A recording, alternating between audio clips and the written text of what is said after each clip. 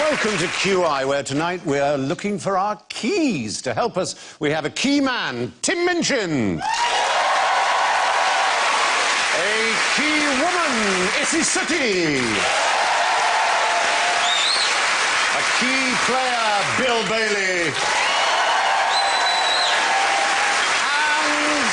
And an Allen key, Alan Davis.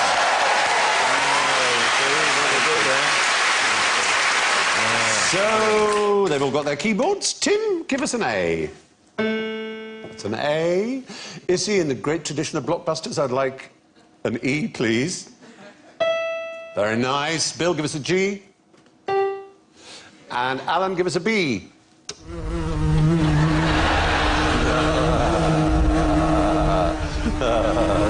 We have given you a musical instrument. I have got a thing here, but...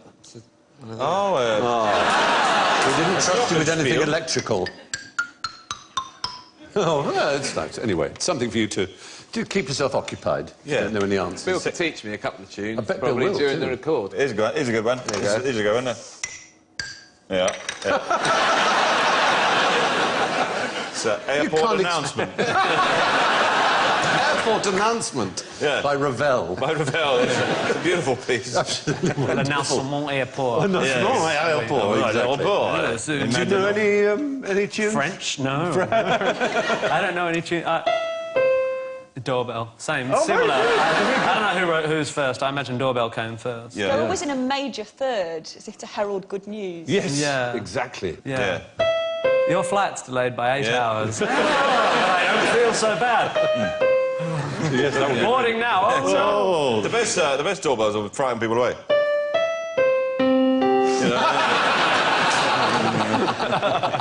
Marvellous. You haven't played anything for us yet, is he? Just get your fingers warm. That was the jazz Wow, version. pretty good. Wow. That's great. Anyway, there we are. So, I'll give you the keys to the city. All right? What's the first thing you'll do? Yes. I'd make a copy of them. yeah, okay. And then, in case I lock myself out when I'm drunk. And I give a copy to my cleaner. Very, very smart. What else can you do with the keys to the city? Drive a sheep across a bridge.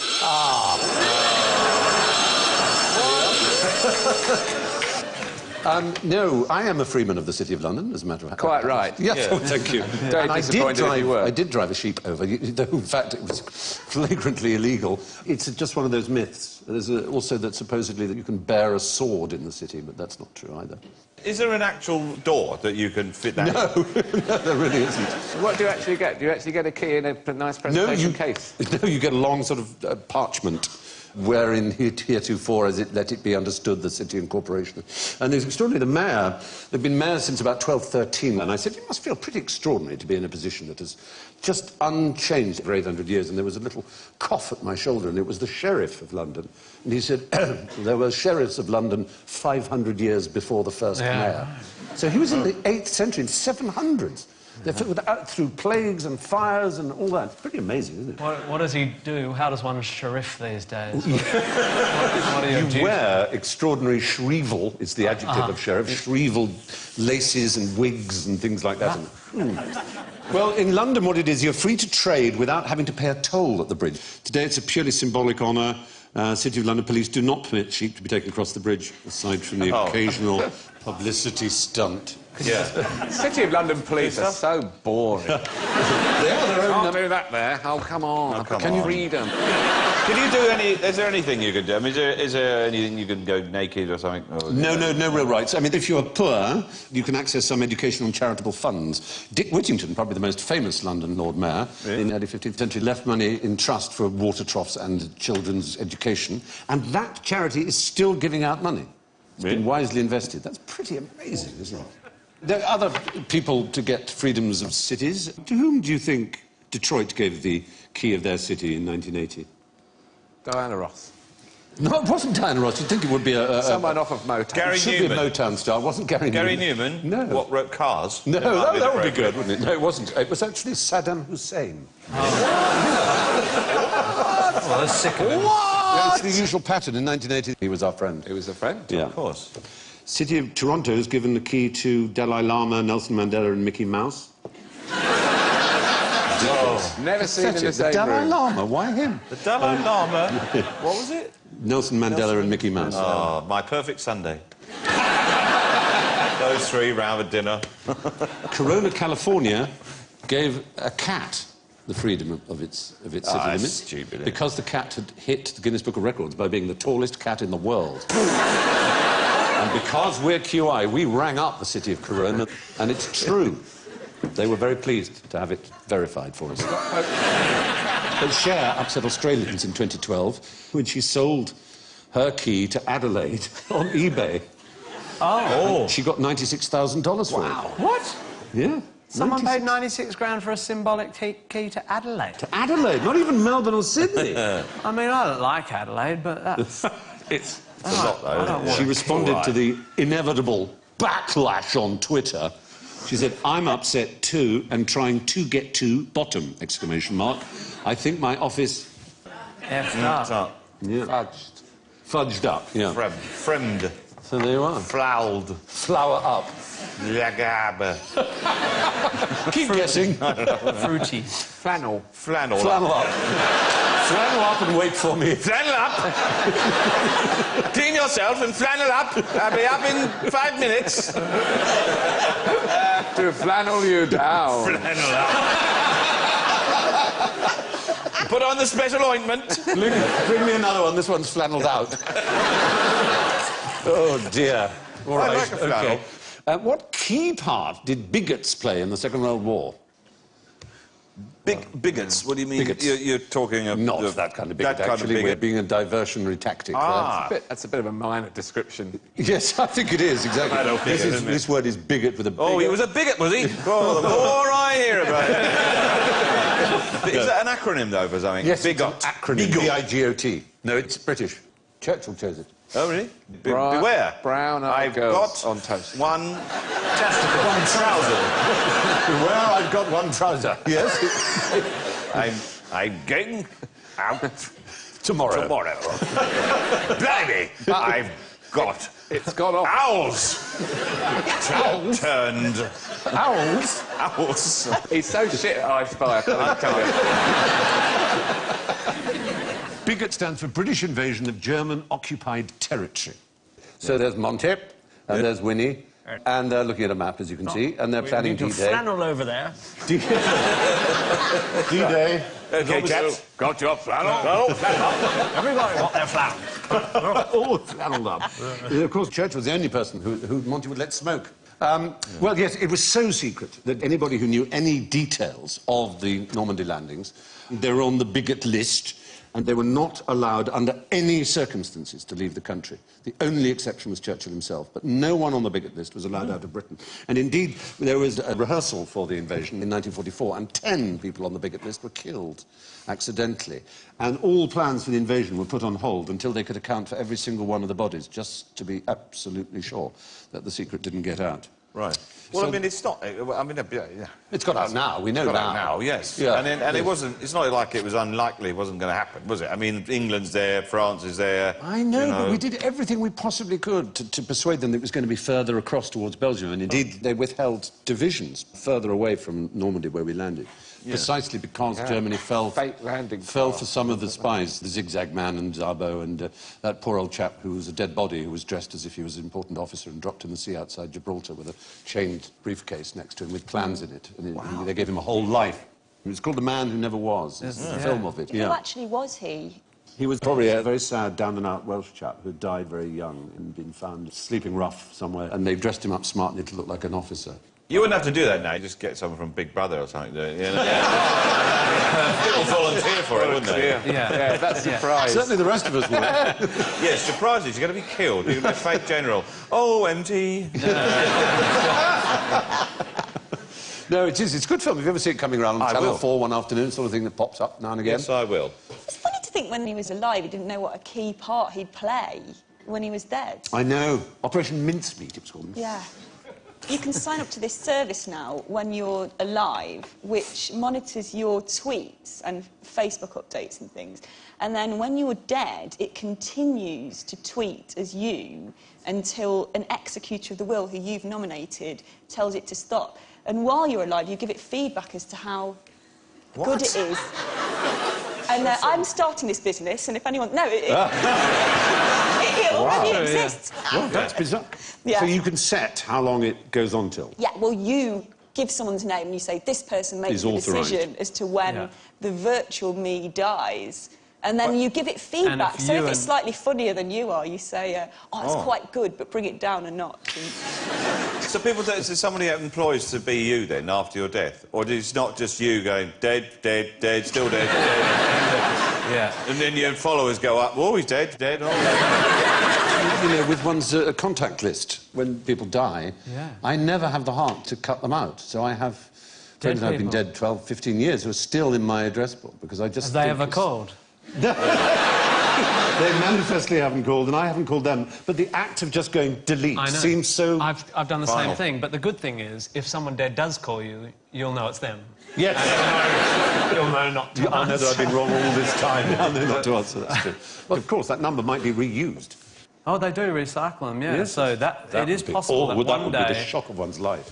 In fact, it's probable that one day that coincidence will happen. Someone who's got an old number of a dead person will accidentally ring a person who...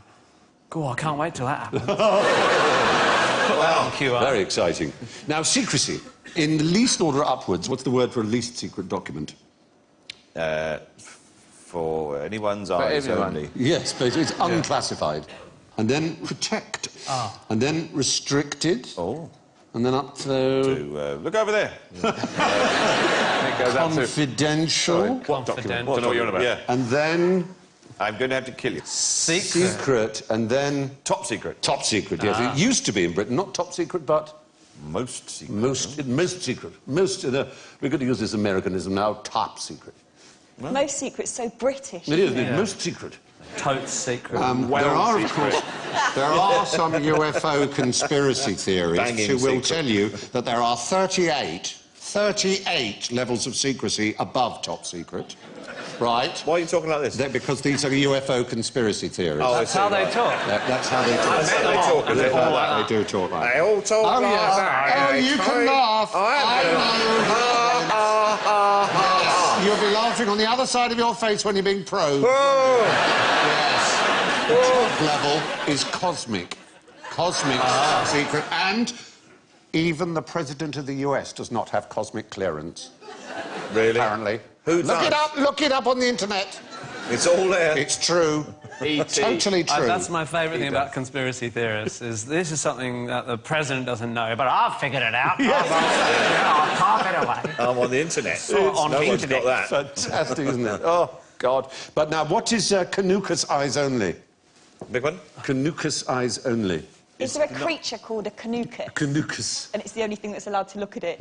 But it can't speak, and therefore will never tell anyone. Commander-in-Chief, United States? No, Not Canada, bad, though. UK. Not bad. Very good. Canada, UK, and United States. Canucus. Canucus. Canucus as well.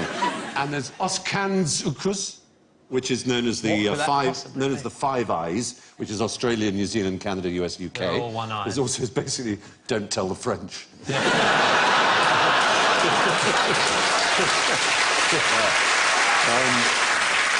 So, bigots were the key men in planning for the D-Day landings. Now, what's the best way to keep the open organisation of lockpickers out of your homes?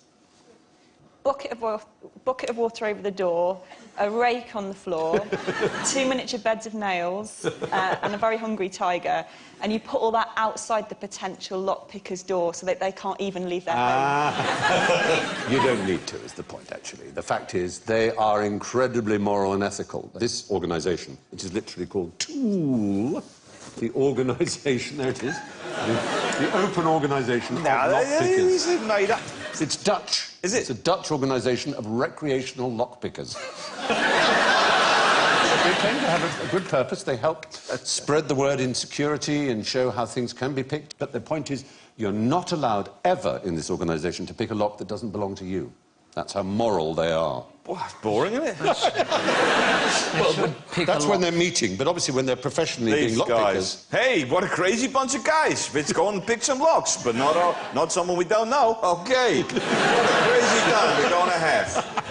How come it's only me today? Yeah. I am such a tool. Yeah. Many Tools members are obviously lockmakers and locksmiths. There they are, tools of their trade. It's incredible how you can have such a specific skill in one area and be so bad with fonts. Yes! Very true. It's non-overlapping magisterium. It is not an lock-picking overlapping magisterium. and fonts. Terrible. It's probably a font organisation as well. Yeah. Let's be honest. Who cannot get into their house. Do you know about Alfred C. Hobbs? He was a great American lockpicker and lockmaker, and he came to Britain for the Great Exhibition. And our great safe maker and lockmaker was... It's a nice, stout-sounding name. Chubb safes and Chubb locks. And they had an amazing Chubb detector lock, which was so subtle and clever in the mid-19th century. If it detected someone was trying to pick it, its tumblers would all fall down, and even the actual key for it would no longer fit. You'd have to destroy it to open it. He picked that in 7 minutes. Wow. Astonishing everybody, and horrifying Chubb, of course. Yeah. Because they had the Bank of England account, apart from anything else. So the Bank of England then replaced its Chubb locks with Hobbs locks. Good old American huckstering salesmanship and know-how. So he was a highly successful visit for Mr. Hobbs. Yes, it was. Yeah. Until he got locked in the toilet somewhere. Yeah. But who in poetic law laughs at locksmiths? The Queen.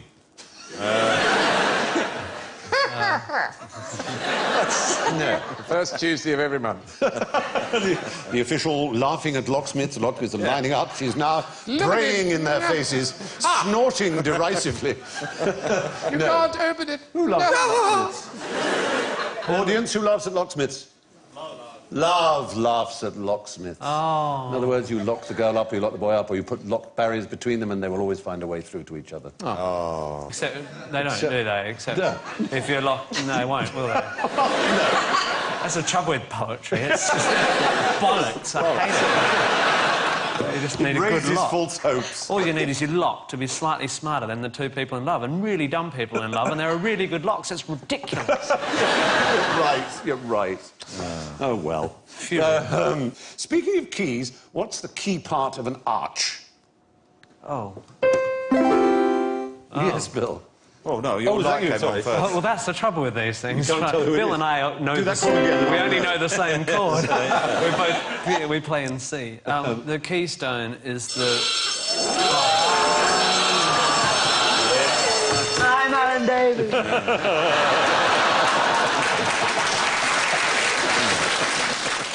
It is commonplace to use the word keystone as being the thing that makes the arch work, but it isn't true. It's not the most important. All the archstones, or voussoirs, are equally important. But it is the last piece to go in, and it finishes rather beautifully, the arrangement, as it were. In Roman times, they'd get the constructor of the arch to stand right under the arch when the support scaffolding was taken away, just to show that he had faith enough in his own... Well, it's natural selection of arch builders, isn't it? Was that guy any good? Well, he's still here. I like that idea of getting people to test things. It's like going to a barbecue and getting someone to try the sausage. Release. Oh, yeah. There are certain things you can only test by using, so it's then useless. I mean, a ring pull, essentially, you can say, let's see, I wonder if this ring pull will work. Oh, yes, it does. Good. Now, oh, you can't. You can't. Same with airbags, I suppose. Yeah. I've really tried to get the airbag to come out, but... No luck? No, if you tried to really whack the dashboard such a really hard enormous with a force. mallet or something, and... Well, you realise how much force it is by just trying to walk into a wall at 2 miles an hour, and your body won't let you. Yeah. It just won't. Just hands will go. No, I've done that. By mistake when... I did that after a night gone here. Yes, well, all right. Yes, when drunk or texting or something. But I mean, if you actually consciously say, right, I'm going to walk into this wall, and it's only 2 miles an hour, not 3 miles an hour, just 2 miles an hour, and you just, your hand goes up. You can't stop it. It's your reflex. It's Is so there strong. a wall here? I'd like to see you not do that. This image of you not being able to walk 2 miles an hour into a wall. But 2 miles an hour, I mean, what's a normal walking pace? 4 miles an hour. Yeah. So that's what half I mean. It's speed. half normal walking speed. It's still enough to break your nose. That's There not is even the a stroll, is it? theory- That's a shuffle. It would break your nose. Is the theory that if you're walking at exactly 2 miles an hour, like magic happens? You've got to get it exactly I mean, right. just kind of slowly walk into a wall. Try it at home. That's all I'm saying. Maybe it's just me being a coward. Take more than an hour to go 2 miles if you keep walking to walls, wouldn't that? Yes, it's true. Interesting thing about that. That's true. So the fact of the matter is that keystones are no more important than any of the other stones in an arch. Why were the keys in a QWERTY keyboard arranged the way they are? Oh, now, this is... it makes it more difficult to type. Yes, right. And they wanted to slow type. Just like... They wanted to slow, you were saying, typists down. No, what it is the ones that most commonly are done together in English were put furthest apart, so they were less likely to jam. So, in fact, it was in order to allow you to type more smoothly and speedily, so that you didn't get the jamming of the keys as they came up and hit each other. Oh, I see. Of course, these days, we don't use mechanical typewriters in that way, with the keys flopping up. That's how I learned to type. And... Enormous typewriters. I was tiny! I loved typewriters so much. I was obsessed with them. Yeah. Absolutely adored them, yeah. Stephen? Yeah. Dinner's ready. It's true, I once copied out a whole novel on the typewriter. Just Did to you? practice? Yeah, just because I enjoyed the Or were you experience going of to try typing and so sell much. it as Yeah. your own? Just, yeah. While other people were getting on with their lives, Yeah. you were doing... What can the I sort tell of you? man you are. I'm sad. I'm so modest. What novel was it? This is It was important. Frozen Assets by P.G. Woodhouse. It was not one of his best-known novels. Look! I'm sorry! It's amazing you've come so far, isn't it? What should I have been doing? What are you doing? Anything Listening else. to Flink Poyd or something. Yes, I was. Yes, clearly, I was just lying somewhere, wasting my life when I should have been copying out novels I didn't on some say you archaic should have old done. bit of kit. Yes, what I'd like to do in my spare time. I write out Proust, use my nail and I chip it into an old bit of flint. You can't No, help get off, it. Nanny, I haven't finished yet. Such a bully! You mean? Sir, Fry's copying out novels again. Sir, chipping them. He's using a hammer and a chisel. He's chiselled out War and Peace on the South Downs. You really do live a different life to all the rest. You're not like us, are you? You're not a mortal. You're like sent from some other planet. You are the planet Aesthete. That's what you are. I have cosmic clearance. Let it be put that Yes, way. you do. You know when it's all going to end. I always thought I was normal, and now I... No, you're not. Oh, well. No, you're... Anyway. You're a freak. You can reprieve my fury at you by telling me the word that can be typed on the QWERTY line, on the top line. It's quite pleasing. Twercuminator. Typewriter. Is it? Typewriter. Typewriter can be done along the knew top. that. It's nice, isn't it? It's just a coincidence, typewriter across the top. Yes, I believe so. Yeah, there are a lot of people believe it was deliberate. There was a little... Yeah. A lot of conspiracy theories. Yeah, that's right, yeah. We don't know that. If Well, it you're was at brought the to us special by level of Thargans from the planet clearance. Lech. Now, what starts with K and is killed by curiosity? It's A kitten. I'm sorry. It's an animal species, but not a cat. There are a lot of these begin with Ks. No, but you're in the right hemisphere. Koala. Again, you're in the right hemisphere, not the right Kiwi. country. Sorry? Kiwi. You're in the right type of animal. Kia. Kia is the right answer. Very good. A Kia is... A New Zealand parrot. No, it's not flightless in this case, oddly enough. It's a parrot. And there was a bounty put on them some years ago. Kia, which, as you can see, look quite ravenous. They look almost like eagles, but they are parrots, would ride the sheep and peck away at and eat the fat of the poor sheep. And so there was a bounty put on their heads, and New Zealanders found Kias were very curious animals. This is partly a result of having grown up in a country with no mammals for millions of years. Yeah. Anyway, what you do is you stand behind a rock and wait for a Kia to come along, and then you drop behind the rock and disappear. And the Kia thinks, that's odd. And he wanders up, and he takes a look over, and you just, with your club, just go bang, like that.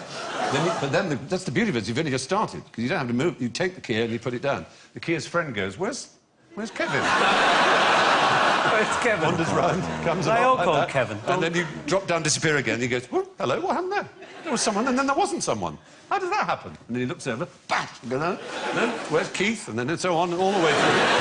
And you collect all the case. You get a huge swag bag of Kia. They're not the brightest. They're not the brightest things. But then you see, the point is they never needed to be.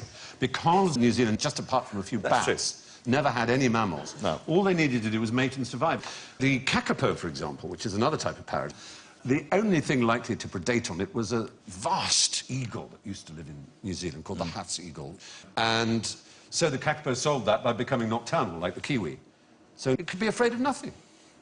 And it developed this extraordinary mating ritual, which is just beyond belief. It's called the bowl and track. It's the only example of this particular version.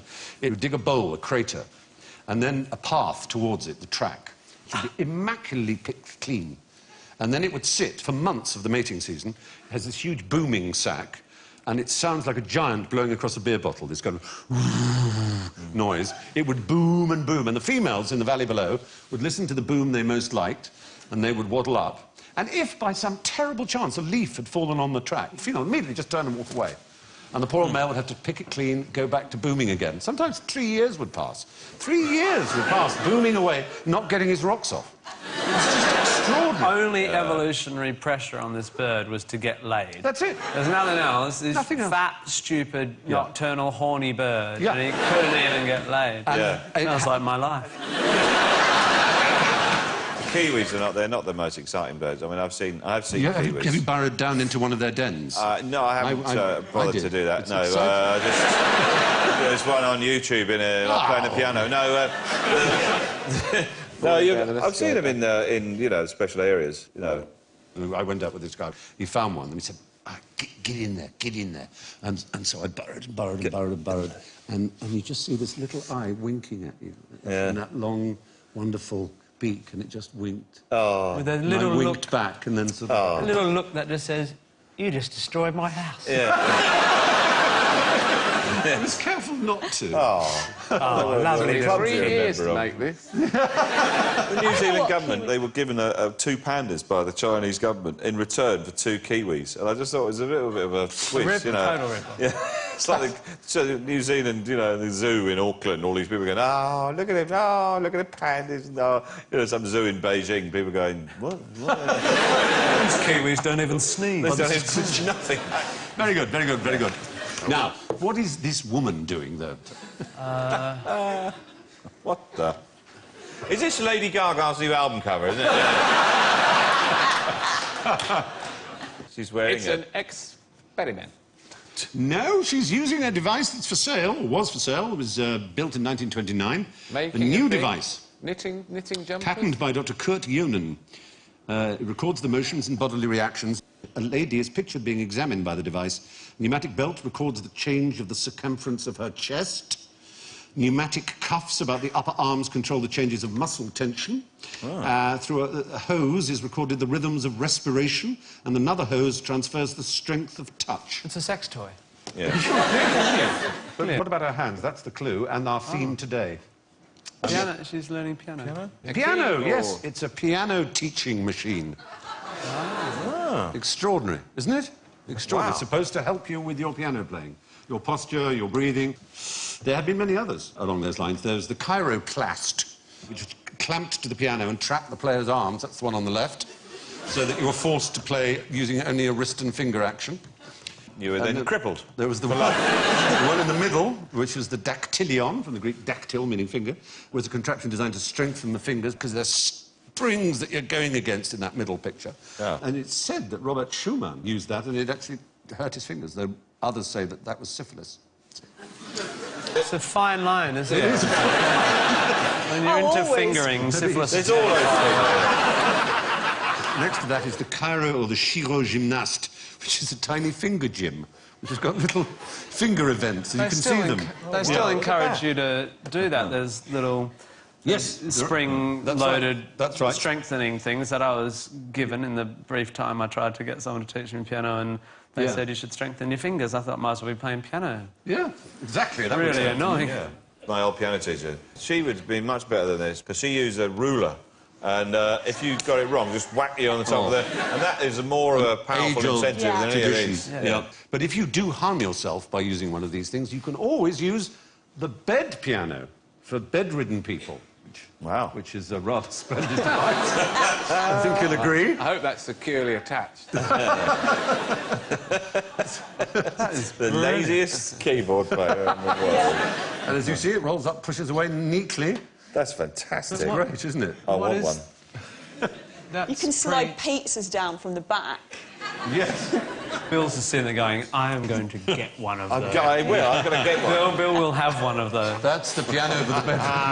The upside-down piano. That's virtually. magic. It'd be easier to strap yourself into bed and tilt the bed up to a normal piano. Yeah. How would a left-handed piano work?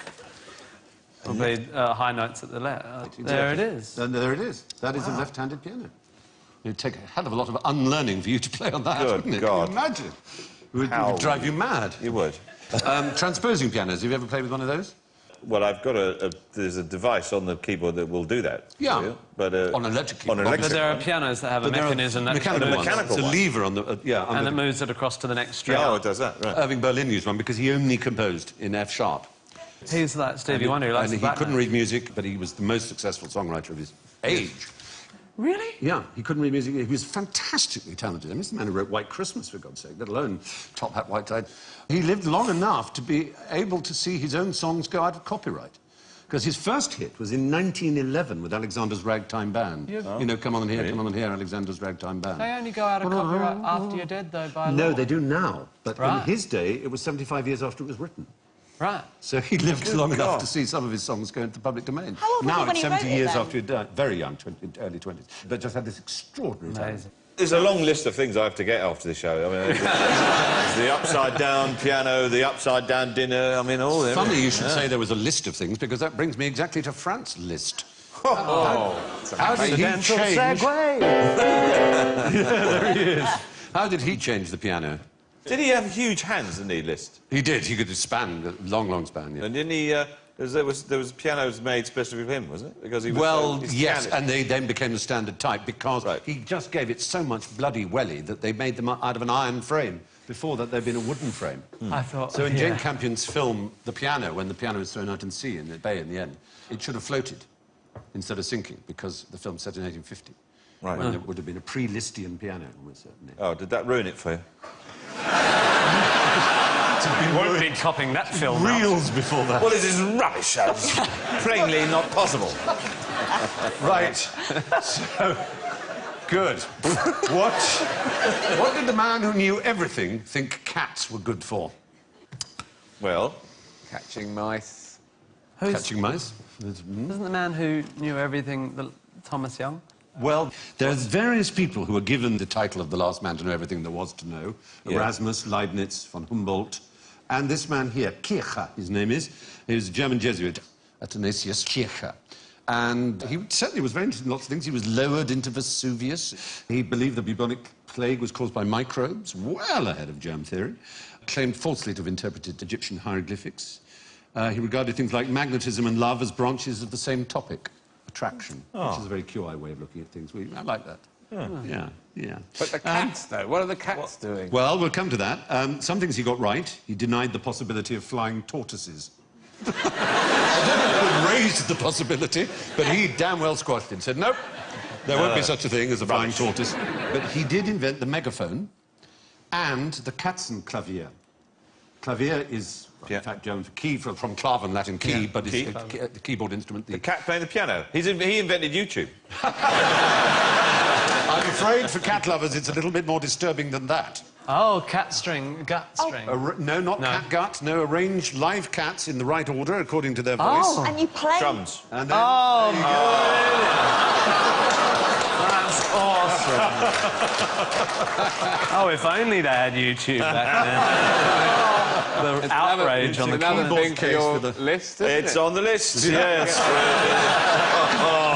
Got to get one of their those. tails are fixed in place underneath hammers, and when a key is pressed, the hammer hits the corresponding. You can even get chords, and of course there's dynamics. The harder you hit, the more of it. You don't necessarily have to be cruel. You could get the same mechanism, but just have it sort of tickle the bollocks of a cat. It's not like... As opposed to... For a trill. What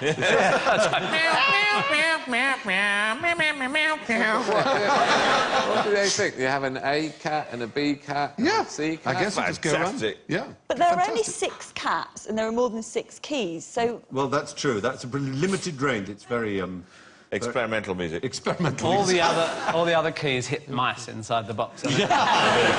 It's doubtfully actually built it, but he certainly wrote out the plans for one. And there are accounts of comparable devices for Philip II of Spain, which had the additional layer of hilarity that it was played by a bear. There are comparable records of pig organs that Louis XI of France had one made by the Abbot of Bain. There you are, getting ascending order of pig, pig, pig. I like the woman singing along with them as well. You think she's playing the pigs, but the pigs are playing her. And as later than the mid-19th century, there were some instruments known variously as the pig organ, the hog harmonium, pigano, porco forte, or worst of all, the swineway grand. Nice. So there are, yes, several people have tried to make musical instruments out of live animals, although it doesn't really work very well in practice. And now for the welcome return of a keynote of QI, a bit of general ignorance very quickly. Fingers on keypads, nicely flexed, and name something written by Winston Churchill. Who was that? Yes. the Second World War. Have another go. I don't know. He won the Nobel Prize. He won the Nobel didn't Prize he? for Literature. Yes, he did. So much. Our Prime Minister won the Nobel Prize for Literature, no question. Can you, just out of interest, name the only person to win a Nobel Prize and an Oscar? People wrongly say Al Gore because there was an Oscar given to An Inconvenient Truth, and he was given a Nobel Peace Prize, but he didn't win the Oscar personally. Any offers punters? Sean Connery. Shaw is the right answer. George Bernard Shaw. George Bernard Shaw. Yes. Um, Came through the door. came through the door. Yes. No, he had ladies' public conveniences built. He was He was very interested in stuff like that. People said it was outrageous and disgusting Yeah. that there should be a public convenience for women. How appalling. And he said, no, I think women need to go too. And he Yeah. had the first ladies' loos in London. Yes. Interesting chap. But anyway, Winston Churchill did not write under the name Winston Churchill. Our Prime Minister didn't. Right. What did he write under the name of? Anne Bronte. The Gathering Storm by Anne Bronte. Daphne du Maurier. My early years. Katie Price. No, what's his full name? Do you remember his full name? Spencer. William Leonard Spencer Churchill. So he wrote under the name of Winston S. Churchill. Because, when he started writing, there was a very successful American novelist called Winston Churchill. And so, out of politeness to him, he wrote to him this very complicated letter, which was sort of jokey, I think.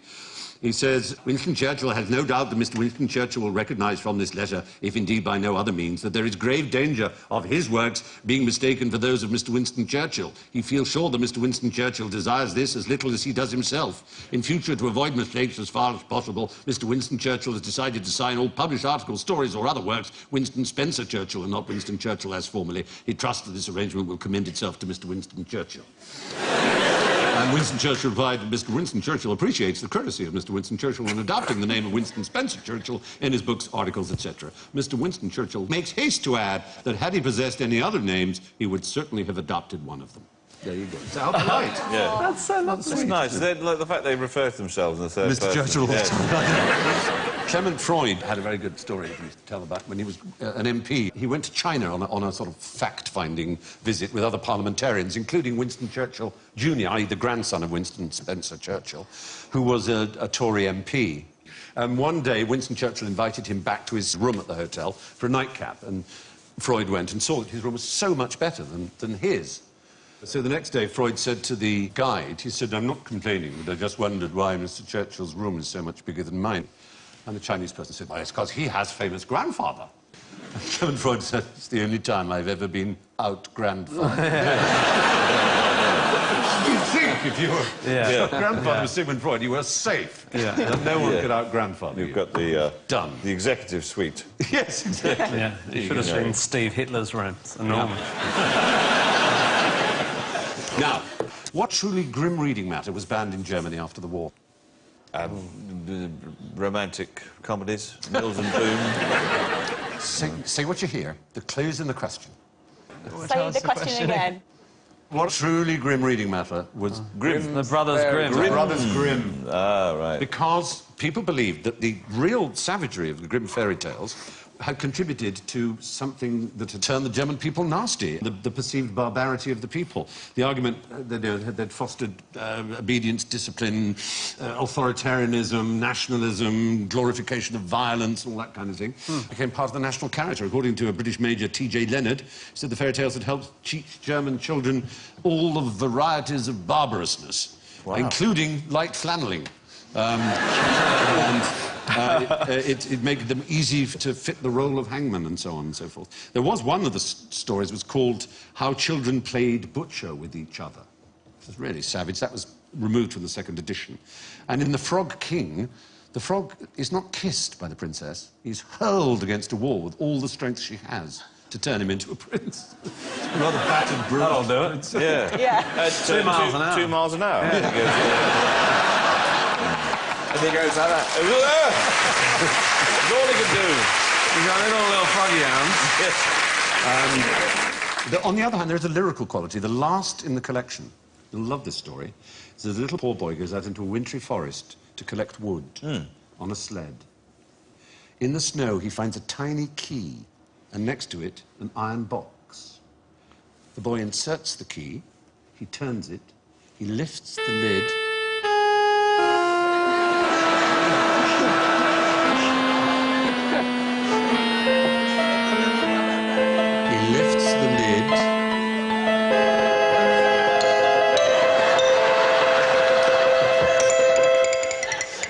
End of story.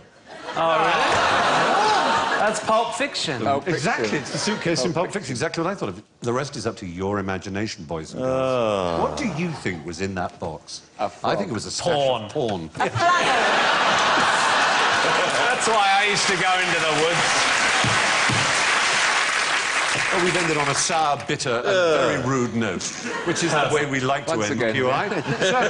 So, it brings us to the scores, and let's have a look. My word, my goodness, my gracious, my goodness, and my everything. In first place, with +3, is Bill Bailey! How do you end up with +3? Second place, for a first-timer with -8, it's Issy!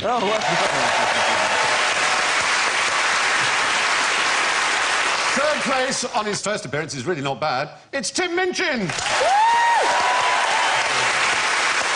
yes, in fourth place is Alan Davis.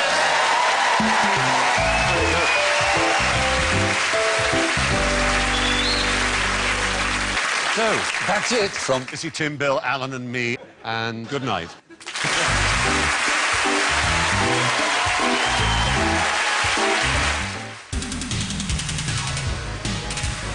Get your fundraising goodies from bbc.co.uk/Pudsey.